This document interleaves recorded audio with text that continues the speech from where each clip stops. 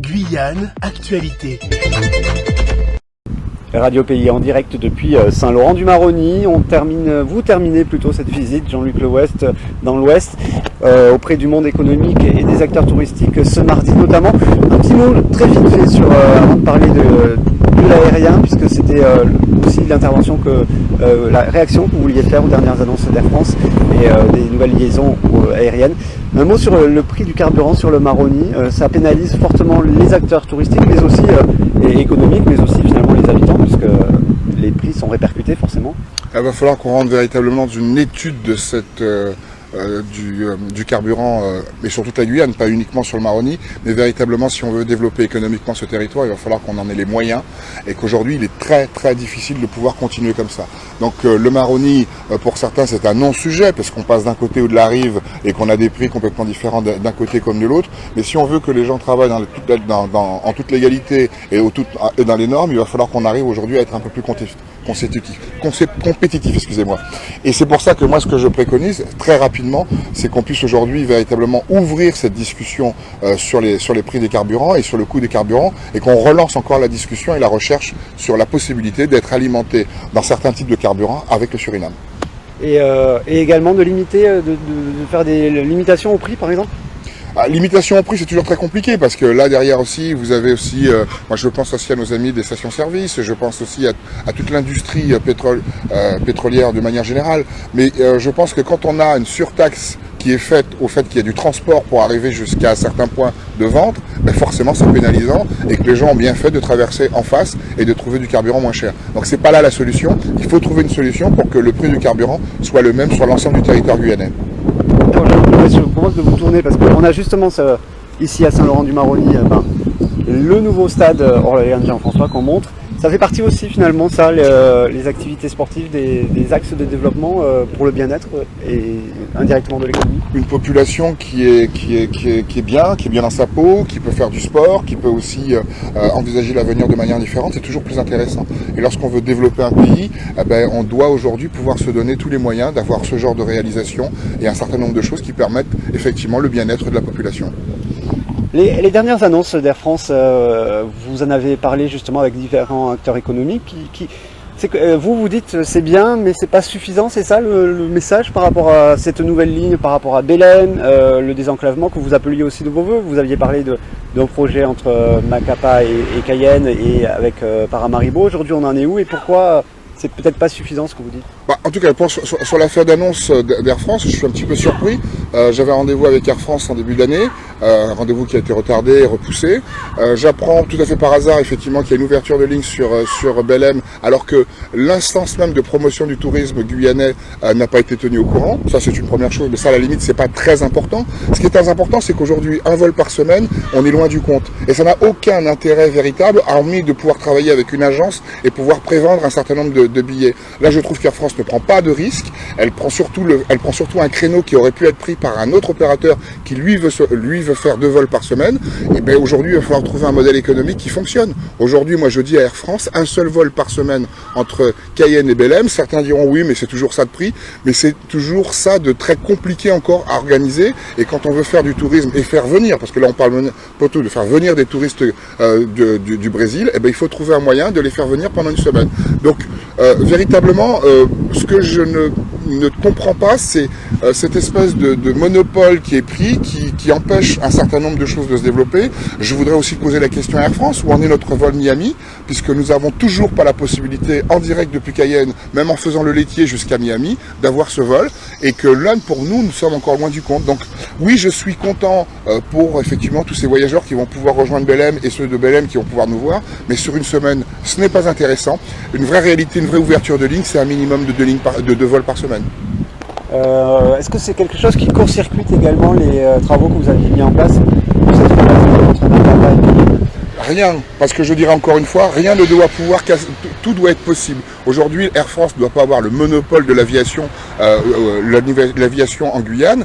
Aujourd'hui, effectivement, tous ceux qui sont intéressés à vouloir se mettre sur certains tronçons, le tronçon de Macapá m'intéresse beaucoup, puisque comme on sait que plus de 70% de la population brésilienne vivant en Guyane est originaire de cet État, donc, ou de cette ville. Donc il est important aujourd'hui de pouvoir créer et de répondre à la demande. Et puis, comme nos amis de l'État d'Amapá, s'il faut qu'on puisse trouver un moyen de pouvoir, eux, les désenclaver et nous désenclaver par la même occasion, nous continuerons à travailler dessus. Mais quoi qu'il arrive, il faut aussi qu'on puisse aussi casser ce monopole du prix.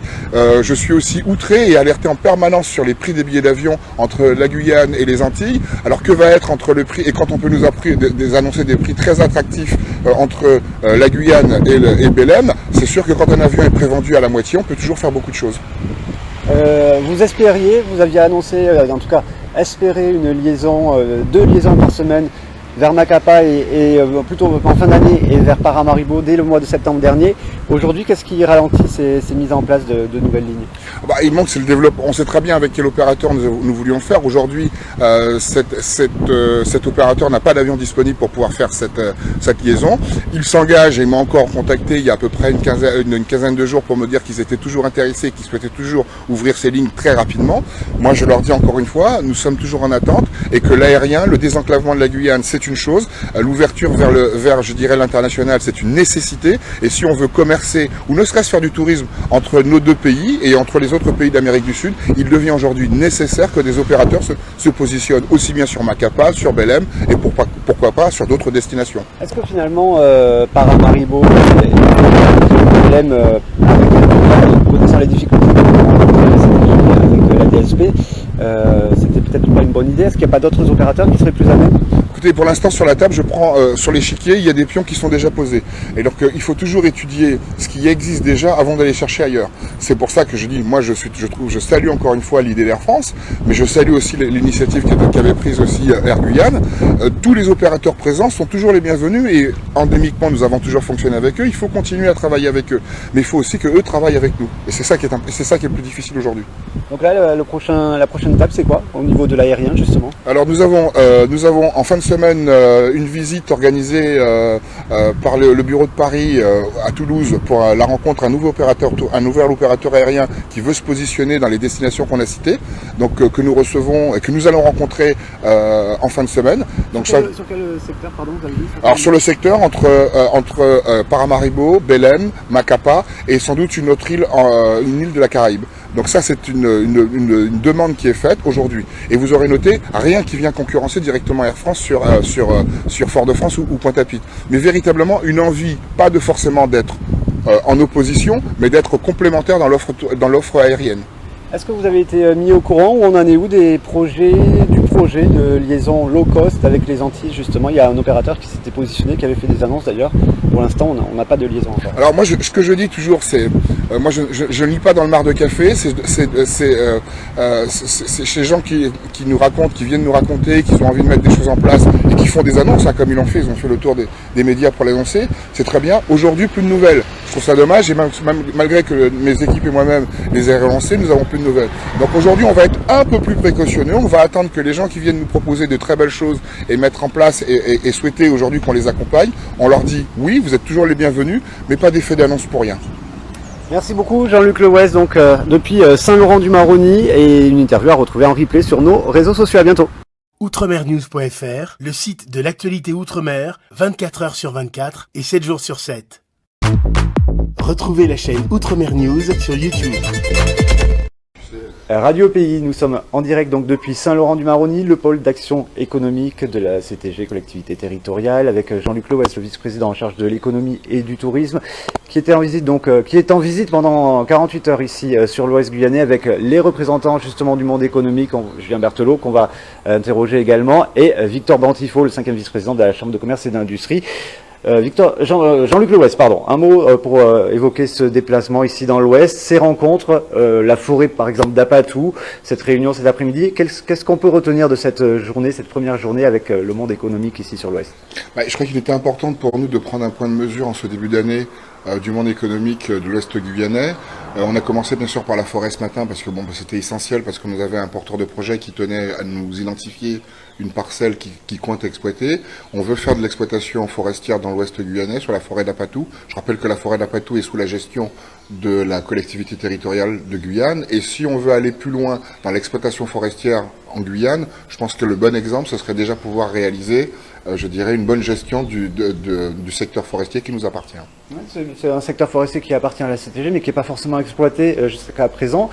Est-ce qu'il n'y a pas trop de freins? Est-ce que ça va pouvoir se faire assez rapidement? On parle souvent, on le voit pour d'autres sites, des freins administratifs ou de recours. Est-ce que là, les choses, elles sont bien engagées? Alors déjà, il faut déjà poser des dossiers, parce que parler de freins sans avoir posé de dossier, c'est toujours très compliqué. Donc on pose des dossiers, on étudie les dossiers, en tout cas pour nous.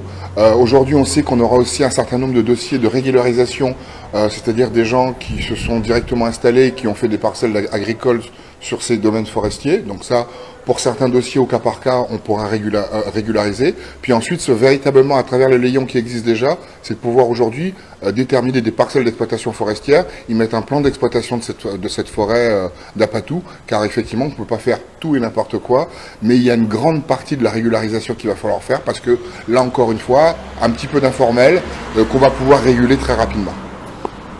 Jean-Luc Louest, merci. On va se tourner vers vos autres interlocuteurs, justement issus de cette réunion. Il y a Jean-Paul Ferreira également, le premier vice-président de la CTG et responsable de l'antenne de l'Ouest qui est présent. Un mot, Julien Berthelot, votre entreprise a été visitée également. Vous avez pu parler de vos projets et vous êtes représentant de l'Union des entreprises de l'Ouest guyanais. Que retenir de cette journée et de votre visite également? Alors déjà, c'est très intéressant que des élus de la CTG se déplacent dans l'Ouest. C'est pas si fréquent. Donc je remercie le vice-président chargé du développement économique d'être venu à notre rencontre. On a pu exposer dans de bonnes proportions les différentes problématiques que rencontrent les entreprises guyanaises, même si c'est des sujets qu'on répète depuis très très longtemps. On a pu parler des problèmes économiques post-Covid avec des problèmes financiers en termes de cotisation pour certaines entreprises avec des régularisations qui arrivent tout en même temps, des problèmes aussi éventuellement avec des remboursements de prêts garantis par l'État qui commencent à arriver et qui pour certaines entreprises posent problème.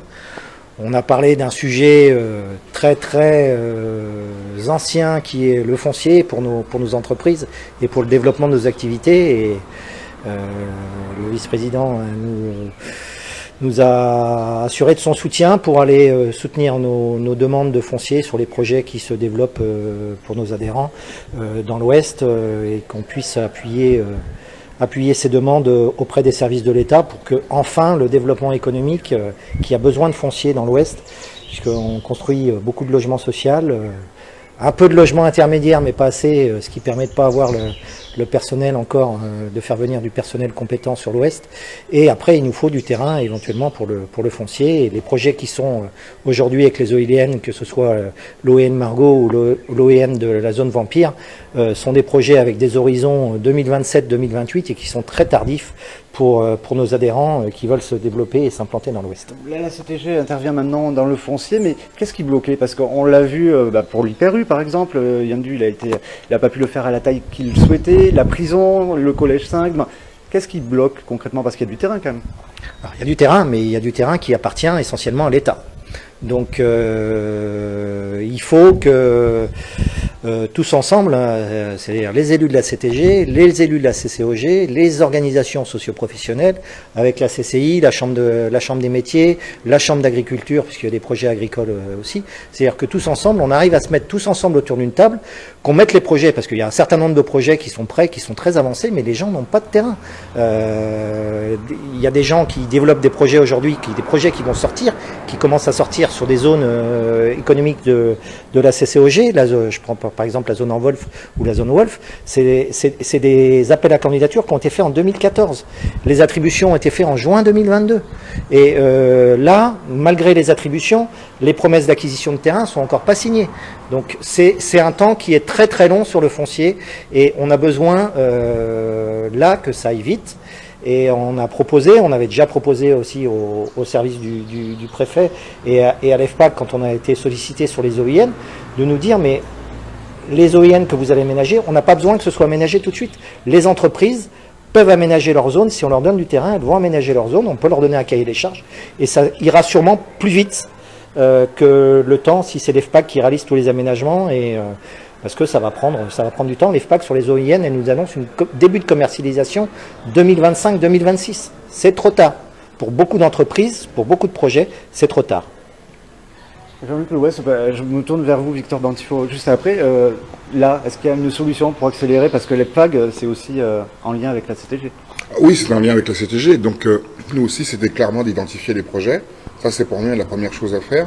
Regarder les projets, la viabilité, l'intérêt de ces projets. J'ai aussi dit à nos interlocuteurs qu'il était important de verdir un peu leurs projets également. Et je le dis, je le répète, nous irons nous-mêmes en préfecture rencontrer nos interlocuteurs pour faire avancer ces demandes de foncier si les terrains appartiennent bien sûr à l'État. Bien sûr, pour les terrains qui appartiennent à la CTG, je rappelle que le service du patrimoine est là aussi pour ça et qu'il est important pour nous que ce soit d'une certaine manière, c'est de pouvoir accompagner ce développement économique et ce développement économique, que ce soit dans l'Ouest ou dans le reste de la Guyane, il passera essentiellement par le déblocage du foncier. Donc il n'y a pas d'autre solution. Victor Bantifo, vous êtes 5e vice-président de la Chambre de commerce et d'industrie, vous avez participé à cette journée de visite également. Ça va dans le bon sens aujourd'hui? Vous dites ça avance ou il y a encore des problématiques comme ça l'évoquait? Mais tout à fait. Tout d'abord, je tiens à remercier d'ailleurs la CTG qui s'est déplacée. Je crois que c'est essentiel. Bon, nous avons l'habitude de la Chambre de commerce de travailler avec la CTG, parce que nous avons notre siège à Cayenne. Nous avons une antenne, ou on va dire une vraie implantation dans l'Ouest. Donc on a l'habitude. Donc je crois que c'était une demande des socio-professionnels. C'est dommage qu'il n'y ait pas d'autres partenaires comme la CCOG aussi qui fait l'accompagnement économique. Mais je crois que tout a été dit. L'Ouest, Saint-Laurent, première ville de l'Outre-mer dans une dizaine d'années. L'Ouest, grand bassin de vie avec une population jeune et dynamique qu'il faut former pour pouvoir effectivement créer des entreprises. Donc les entreprises aussi ont besoin de cette jeunesse qualifiée, donc c'est de la main-d'œuvre. Donc je crois que tout a été dit. Il faut maintenant travailler ensemble pour profit des entreprises, pour que les choses puissent avancer. Je crois que c'est une bonne intention en tout cas. Merci beaucoup. Jean-Luc Le Ouest, un dernier mot pour clôturer le programme de ce mardi. Alors mardi, là, on va s'intéresser particulièrement au tourisme, aux projets touristiques, la visite de certains opérateurs touristiques et surtout de les mettre tous autour de la table. Il y aura un sujet qui reviendra beaucoup, c'est le tourisme et l'informel. On en a parlé un petit peu avec les représentants des socioprofessionnels, mais il est clair que dans le monde du tourisme, c'est de sensibiliser les uns et les autres aux risques que chacun prend quand il fait de l'informel et aux risques qu'il ne prendrait pas s'il ne faisait pas l'informel. Parce que c'est important de le dire, parce que souvent il y a des mesures de risque qui ne sont pas forcément à la hauteur des enjeux. Et donc pour nous, il est important de venir faire sa sensibilité, de pouvoir rappeler encore une fois qu'une des priorités de cette mandature, c'est d'accompagner le plus possible le développement touristique sur l'ensemble du territoire guyanais et particulièrement dans l'ouest guyanais. Merci beaucoup. Donc Jean-Luc Le Ouest, vice-président de la CTG en charge de l'économie et du tourisme, Victor Bantifo, 5e vice-président de la CCI, et Julien Berthelot, président de l'Union des entreprises de l'Ouest guyanais et représentant de la CPME. Merci à vous, bonne soirée et à demain sur Radio Pays.